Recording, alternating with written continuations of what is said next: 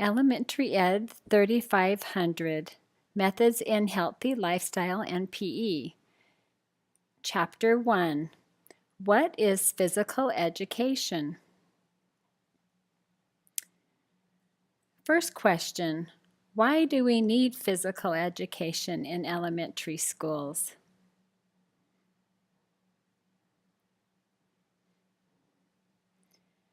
Some reasons for physical education in elementary schools are because recess cannot substitute for PE. Focus and goals of recess and PE are different. Because children are more active outside of school times on days when PE time is increased. To improve the skill level of children, to fight the sharp decline in regular participation in physical activity as children get older, to encourage girls to regularly participate in physical activity as they currently participate less than boys, and to fight increasing obesity rates in children. These are a number of the main reasons for physical education in elementary school. Here's a case for physical activity.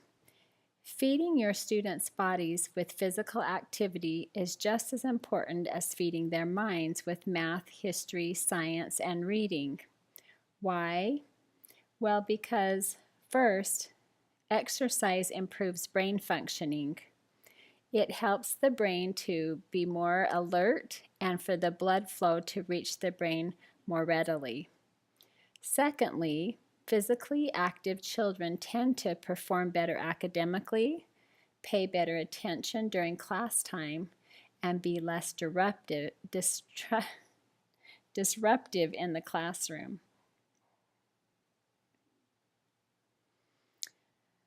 Furthermore, physical activity supporters want, first, quality daily physical education in schools. Second, additional daily opportunities in school to be physically active through free play recess time, physical activity in the classroom, in both incorporating physical activity into subject lessons and providing short activity breaks between lessons.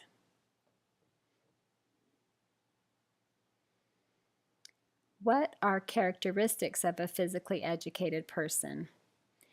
Think about this for a minute. When you think of someone who is physically educated, what are the characteristics of this person?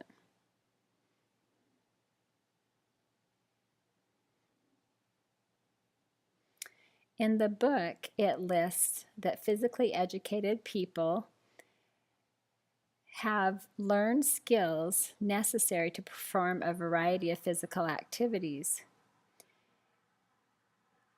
This person is physically fit and they participate regularly in physical activity. This person knows the implications of and benefits from involvement in physical education. And most importantly, this person values physical activity and its contributions to a healthy lifestyle. I think this is really important in teaching physical activity in the classroom in elementary schools, is to include reasons why and the benefits and value of being physically active.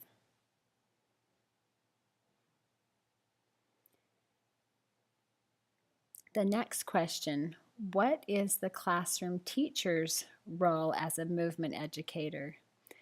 This is for you as future teachers to consider.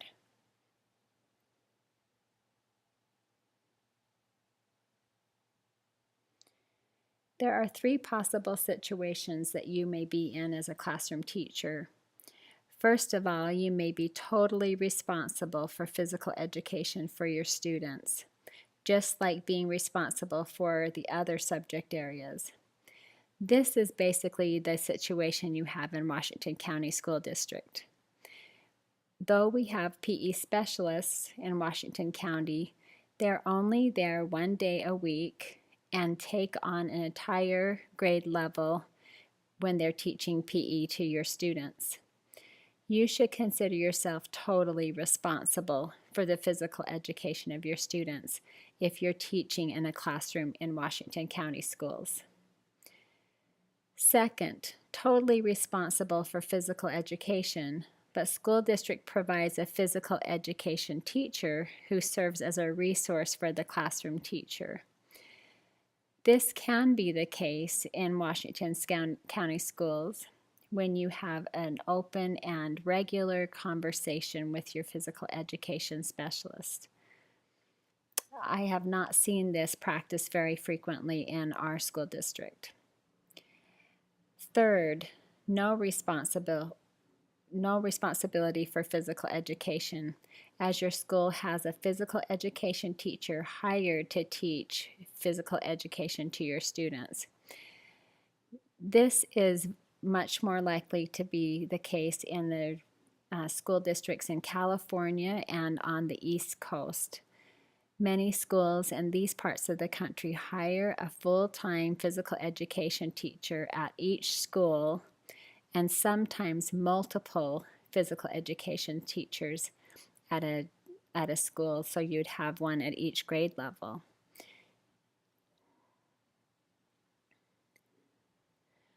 Regardless of your role as a movement educator, you have some responsibilities.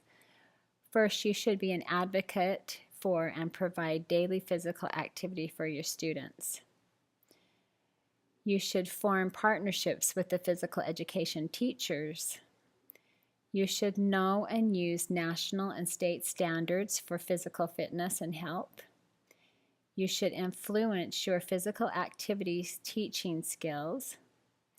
Support the value of lifelong physical activity, and join school-wide initiatives to achieve wellness.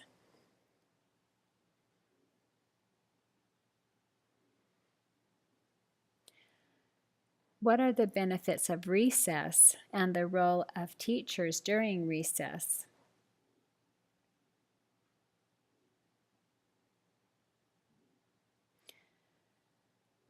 First of all, the chapter lists benefits of recess physically, mentally, and socially. Physically, recess helps improve heart and lung functions and fitness by having the students be active and move and build up their cardiorespiratory system. Also, it improves movement skills and improves muscular strength when they participate actively in recess. Mentally, it provides a break from studying and sitting in the classroom. Socially, it builds decision-making skills.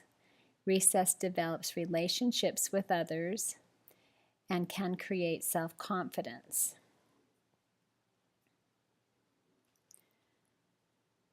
The role of a classroom teacher during recess, first of all, is to provide or limit access to certain activities, to certain equipment, and to certain spaces. The teacher can encourage or discourage certain activities. Helpful hints for recess supervision. First, provide appropriate equipment and play spaces. Second, provide sufficient equipment and spaces for many groups to play simultaneously. Third, challenge students to find a new game appropriate to play during recess. If you have a child that is not participating in recess, what would you do to help this child participate? Here are a few ideas. Ask the student if they would like to play a new game, then teach a new game. You could ask to select and use a piece of equipment from the playground cart. You could ask the student to walk with you around the perimeter of the play area, or you could ask the student to join a game already in progress and then teach that child how to ask if they can join. The book outlines ways that the child could ask.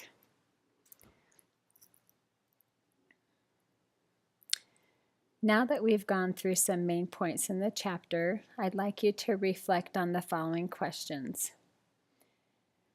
First of all, I'd like you to list the things you liked and disliked about PE and recess times you participated in elementary school. Then describe your favorite PE or recess activity and indicate why you liked that activity best. Finally, from your dislike list, indicate how a teacher might have changed the situation to make it more positive for you. Be ready to share your responses with the class.